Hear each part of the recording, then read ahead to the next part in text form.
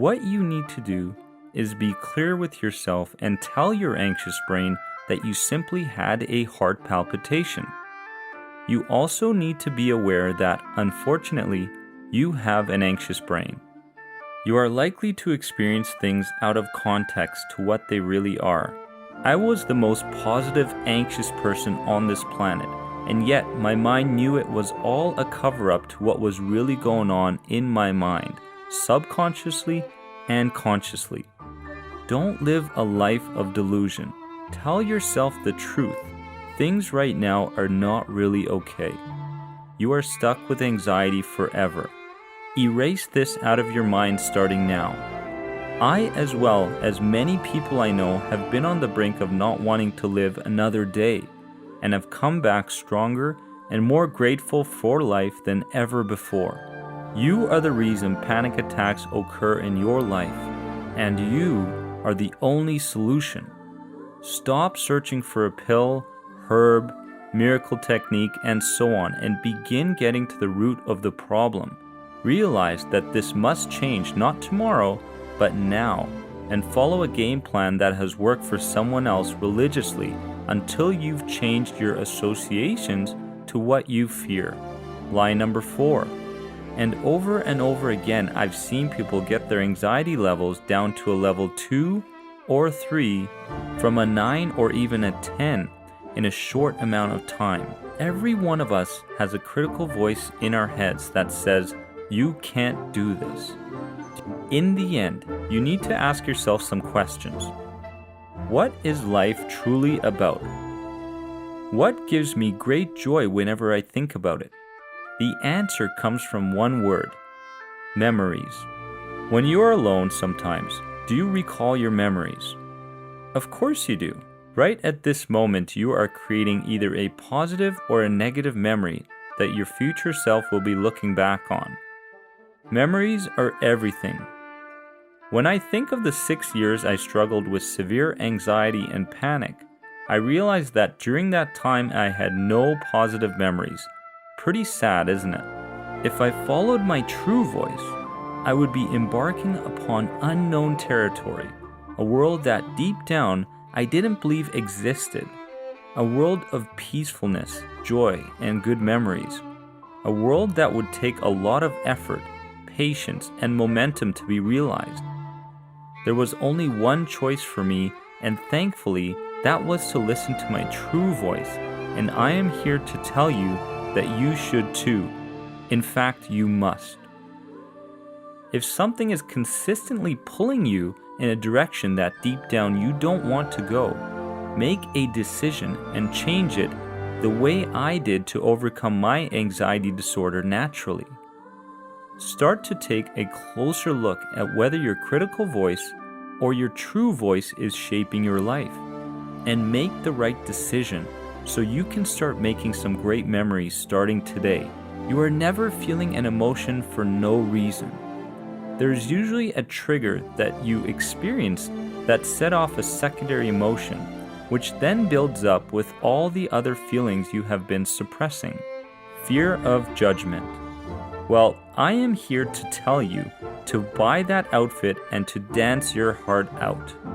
You need to take risks in life and worry less about what others think of you. You will find out quickly that people actually scrutinize you a lot less than you think they do. Think about what you do when you notice someone. Do you stare at them and comment and judge them in everything they do and say? You probably don't, and neither do others when they look at you. Besides, if you don't take those risks, then the rest of us will truly be missing out on the uniqueness of you, and we actually need that in our lives. Fear of failure.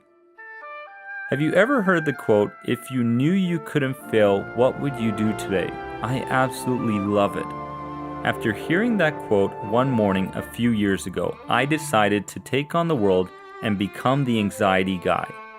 Is it possible that I might fail? No, because I am helping people change their lives in a positive way, and so can you. You are not the only one to be held back because of the fear of failure, nor will you be the last. But I have one question for you. How much more painful will it be for you in 20 years, knowing you did not take action and do something you truly wanted to do, simply because of the fear of failure? Try to live your life as if you want to have no regrets later on when you are older. Fear of driving. This is done by building on the facts, consciously taking the time to understand that this threat is just not genuine and will not materialize, and slowly getting your confidence back with defensive driving practices, such as being fully aware of what is going on all around you. Start driving some short distances with someone along for the ride for some moral support. Fear of death. One way to overcome the fear of death for me was the realization and understanding that it is a part of the circle of life. We are born, we live, and we die. Round and round and round the world goes on like this forever. It is just part of the package deal when we actually come to Earth. The second thing was to let myself worry about death when the time came to actually worrying about it. Study and take in some of the information from any faiths that believe in an afterlife or reincarnation. There is a lot of comfort in the idea that you are passing on to some other realm of existence or moving on to another life somewhere else. As Anthony Robbins reminds us all the time, problems are a sign of life. These fears are problems and are a sign that we are alive. Alive but living in a limited way in some areas. I am often asked the question, how did you know that you were on the right path to ending your generalized anxiety disorder and panic attacks? I always give the same answer. I took responsibility for my anxiety.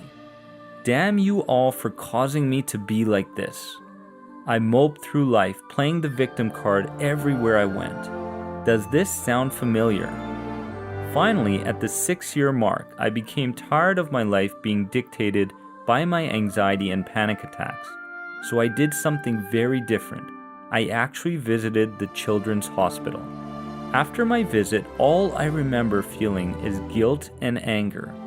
Guilt because the kids I had seen that day were actually suffering from the many things I feared, and anger at myself because I was much more miserable than they were. A realization that some people in this world actually don't have control over their problems, and some do. I immediately stopped being a victim and playing the blame game. I wanted to remember this realization about control forever. I went and got a tattoo on my forearm that says, "All power is from within and is therefore under our own control." One was to send my racket flying into the trees and accept defeat like I sometimes did. Or two, which was think my way through the match and give myself a chance to win in the end. Choice one was always the easy way, but choice two, although an uphill battle mentally, physically, and tactically, was always much more rewarding, win or lose.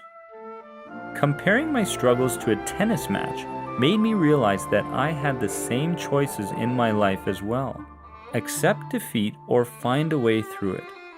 I had a choice in what I thought and how I reacted when my hypochondriac mind found an odd-looking mole on my skin, when signs of a panic attack were approaching, or when the cycle of fear and worry began to overtake my thoughts. Remember, certain factors such as childhood environment may actually be a reason for your anxiety disorder, but in the end, when you begin to take responsibility for your issues, you instantly stop playing the blame game and being a victim. Once you take the power back into your own hands, you will recognize that you always have a choice in the matter.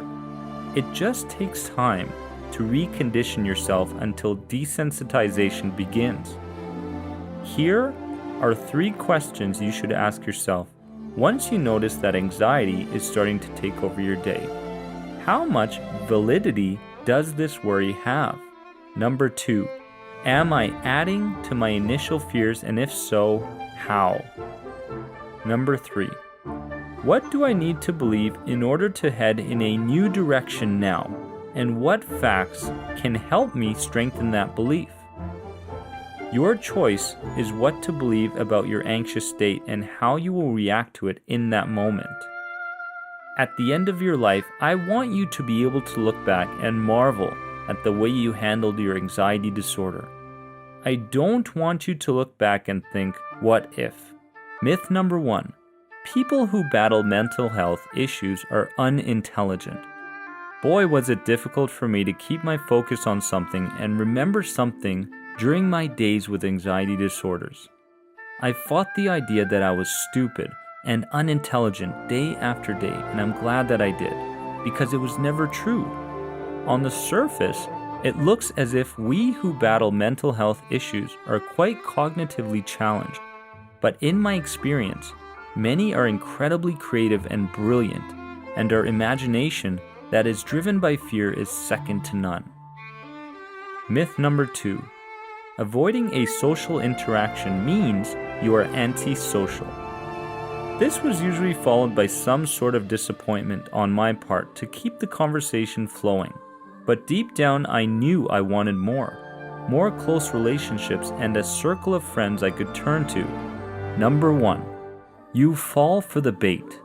The first thing we try and do is get rid of those 2 scary words. They are, what if? But trying to get rid of the overwhelming scary thoughts in our minds just creates more juice for them to exist.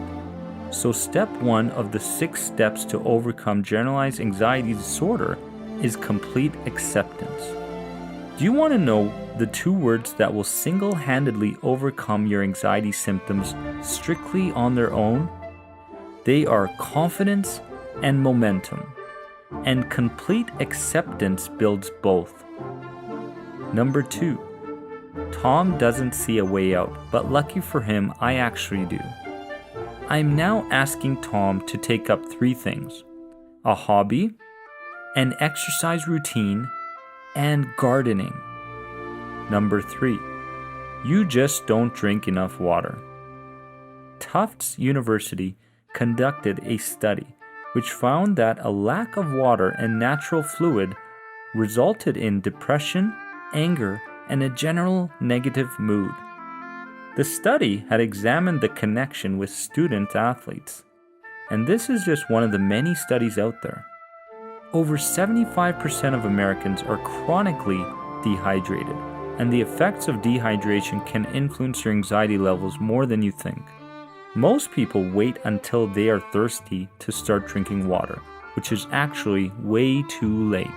Those 2 words that made up a question I asked myself at least 100 times per day were, what if?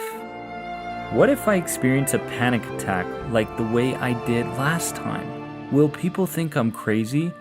The 3 words I started using instead of what if were ride the wave.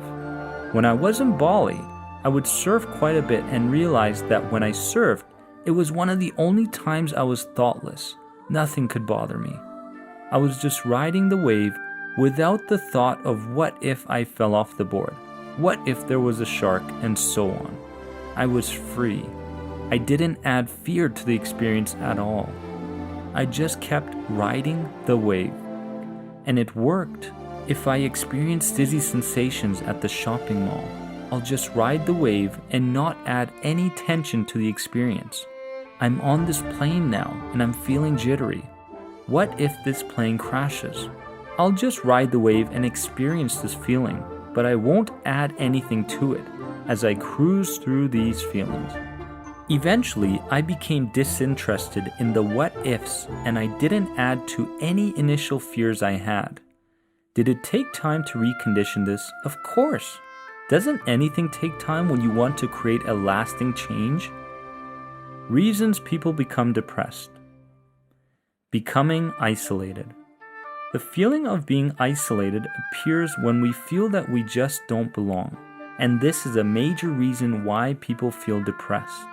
Curing your intestinal candida can also cure your depression. Change. Sometimes when we lose that familiar feeling in our lives and get hit with a new job, a new marriage, a divorce, moving somewhere new, retirement, etc., life can quickly become dissatisfying or dull.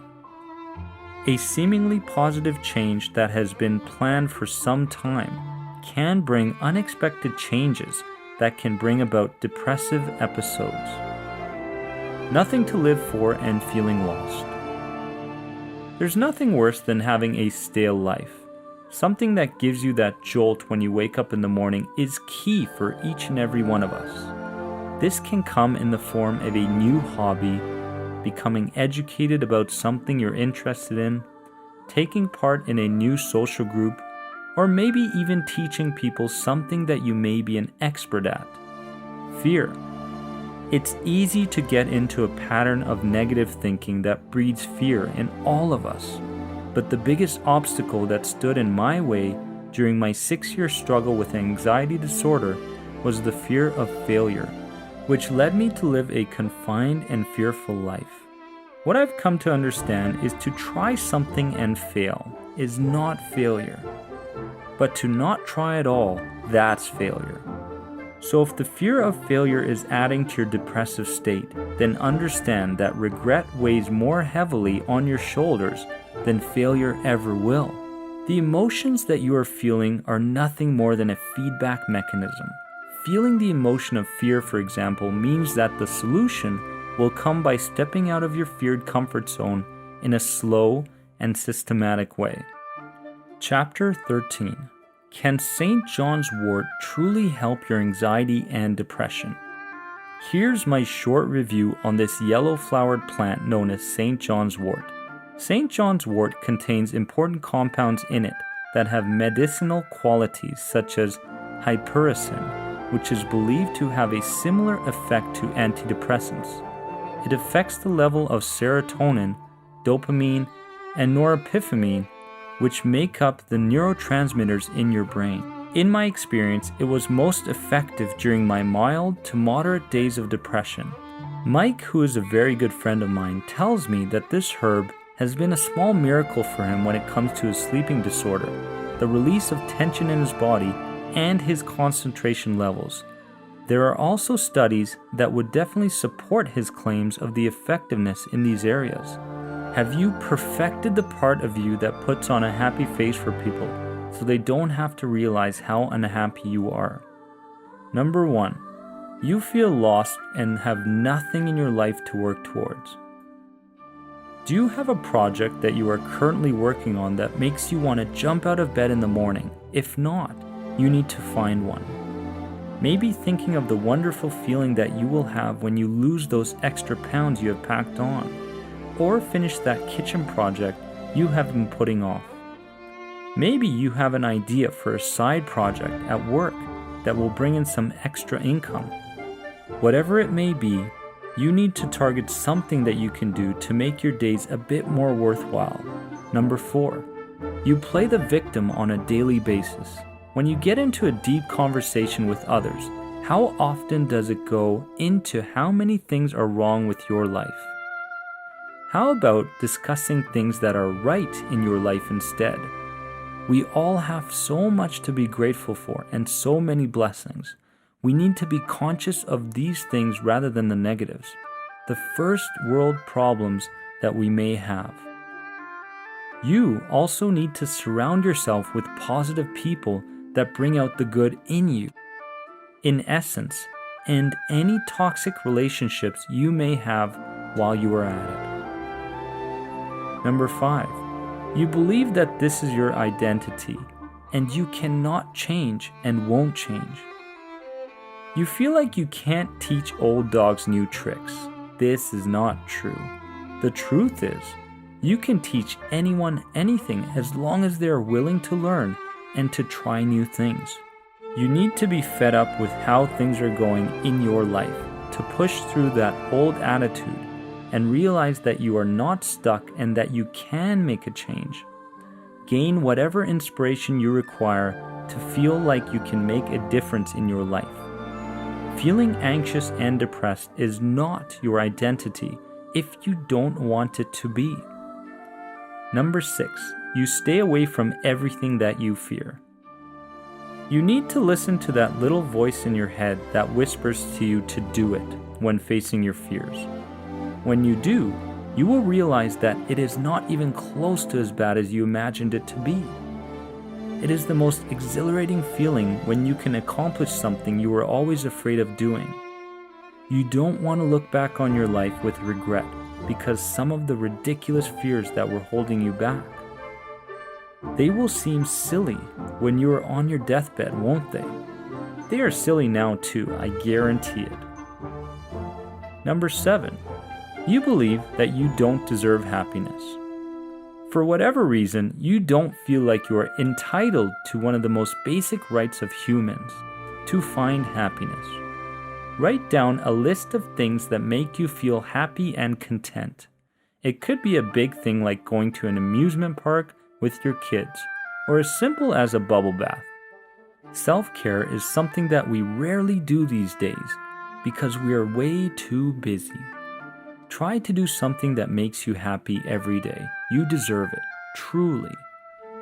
Number 8, you haven't realized what potential you have to make a change. Steve Jobs once said something along the lines of, "Do you want to change the world, or do you want to spend the rest of your life selling sugared water?" I don't like sugared water, so I think I will try to change the world. How about you? You can do anything you set your mind to. Nothing has happened in this world without a single person and an idea. You don't have to do anything huge like inventing a clean power source. But look around you. You have the power to change your world and the ones of the people closest to you. You just need to give yourself that chance. Number 9, you reject help. You think that asking for help is a sign of weakness. As a matter of fact, asking for help takes an incredible amount of strength and courage. You also need to remember that what goes around comes around. You will get a chance to add fulfillment to your life by giving back where help was given to you once. If you are stuck in an aspect of your life, ask for help from someone who has been there. You could even contact a professional. Life is way too short to waste on being too proud to ask for help. In all seriousness, we as a society are too caught up with the pursuit of wealth and good looks and possessions. See where your time is being spent and make changes that your future self will thank you for mentally, physically, and spiritually. You need to improve on the things in life that matter, where you will find the deepest fulfillment and rewards. Look into improving yourself.